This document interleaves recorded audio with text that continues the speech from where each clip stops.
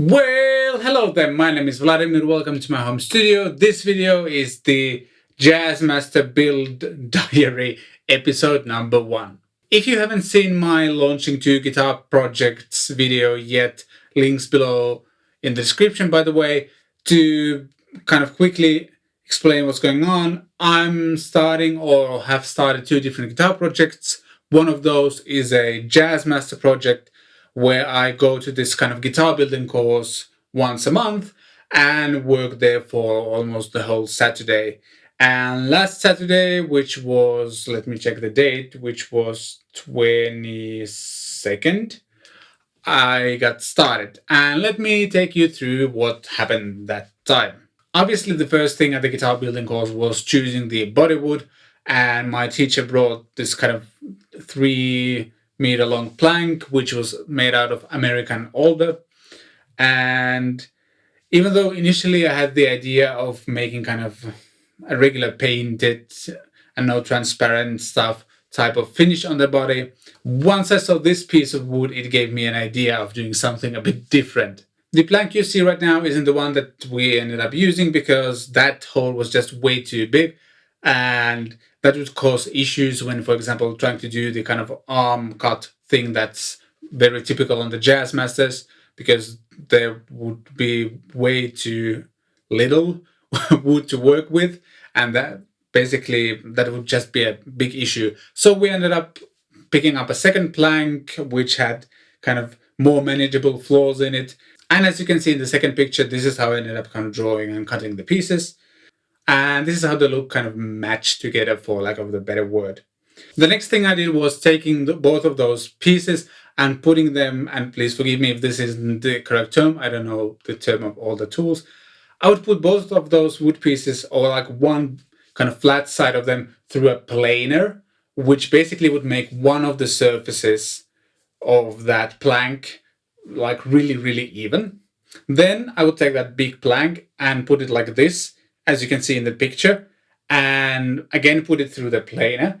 And that way the 2 glue sides of those 2 planks would be super kind of even, and they would align perfectly.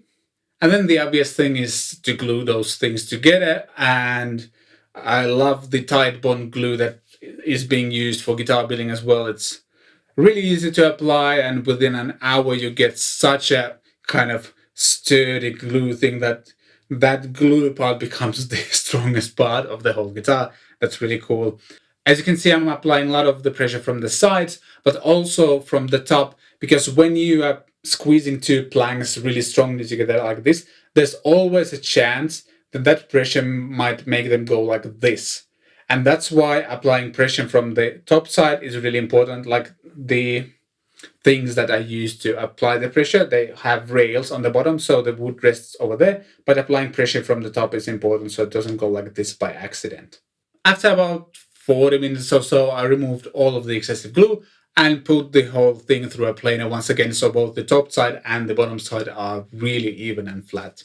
By the way, if you're asking how did I draw the body shape and all of that, I used a template I got from my friend. He has built a Jazzmaster as well, and he also gave me a template for all the cavities and neck pocket and stuff, and there's also a template for the pickguard and all of that, so thanks Ville, I appreciate it a lot. After both top and bottom sides were nice and even, I went to a saw, I don't know how that's called, and basically removed as much of the excess wood as I could without kind of sewing into the body shape itself, because that would help the next phase quite a lot. The more you remove the excess wood with the saw or anything, the more precise the next device would be. The next phase was taking this template and using 2-sided tape to attach to the body, and it had to be really well attached, because we were using something that translation machine tells me is called Miller machine. Basically, there's a thing that's sticking from the table, and there's a little wheel on the top that follows the edge of this template, and underneath there's a super fast rotating kind of I don't know what's it called, not a drill, but like a edge or knife or something like that, which then follows the shape of the body and makes a really nice clean cut over here or everywhere. And this is a really nice end result. Here you can actually see that I saw just a little bit into the body shape itself, but that's not a huge issue. I will just sand that off at some point. But it makes like a really nice even surface. I'm always a little bit scared to use that machine because, first of all, the luthiers call it jokingly the Widowmaker, apparently because it's really easy to lose a finger to that thing, but also because you cannot stop like when you are kind of following the shape, you need to move on pretty quickly because if you are stuck at one point, it will create these burn marks, and those are damn difficult to sand off because they sometimes go really kind of deep into the wood. And since I plan to do a kind of more transparent finish on this thing, I really need to get all of this off, otherwise they will look really ugly on the guitar. After the initial body shaping, I took the template for all the kind of pickup cavities and neck pocket and stuff. And after carefully drawing everything in place, I took kind of different kind of drills and drilled out as much as possible of these, because next time we'll be using the kind of reverse milling machine and again use a template, and that will follow the shapes and do the kind of proper pickup cavities, the electronic cavities, the neck pocket, and yeah, that's about it. I'm not doing the traditional Jazzmaster wiring thing over here. I just don't want it. I have no use for it. I don't care about it. I just want a really simple kind of volume, tone, pickup selector, and that's it. One thing I also have to mention that right away I'm noticing that this will be a heavy guitar. This, just the body wood itself, weighs almost as much as my black guitar in total. Well, maybe not exactly, but this feels like a heavy guitar, and it will be a heavy guitar, which is fine by me. I just need to work out a little bit more. And I think what you also might ask is why I would pick a body with these kind of flaws in it, like this. And the answer is because it looks cool and there's a way to work around it so it won't be like a usability issue. I'm going to use epoxy glue, I think it's called, and fill out all of these cavity things, and the glue will dry and be kind of completely transparent. So after the glue kind of dries in here and I will sand everything, I will have a level surface that I can work with, but that will still be transparent and I will be able to see all of these cool things. And since I'm planning to do a kind of transparent finish to the whole body, that, at least I hope, will look really fun and interesting. And I got this idea from the special Pine edition of the Jazzmaster. Looks like this. And this is pretty much what I'm aiming for. I want to do a maple neck.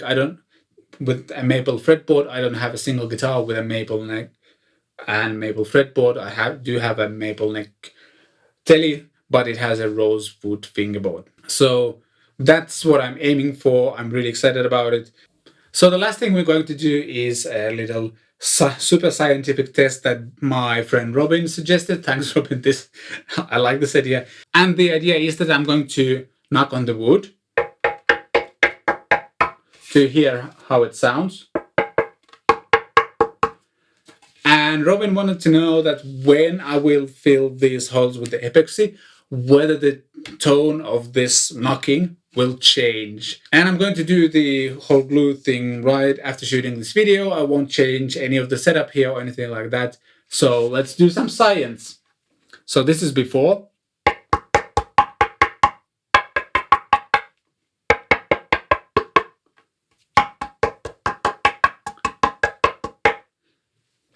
Two hours later, there's a bunch of epoxy glue here. It wasn't as liquid as I hoped it would be, so a lot of it is kind of left here on the surface. A lot of sanding to do. Sounds.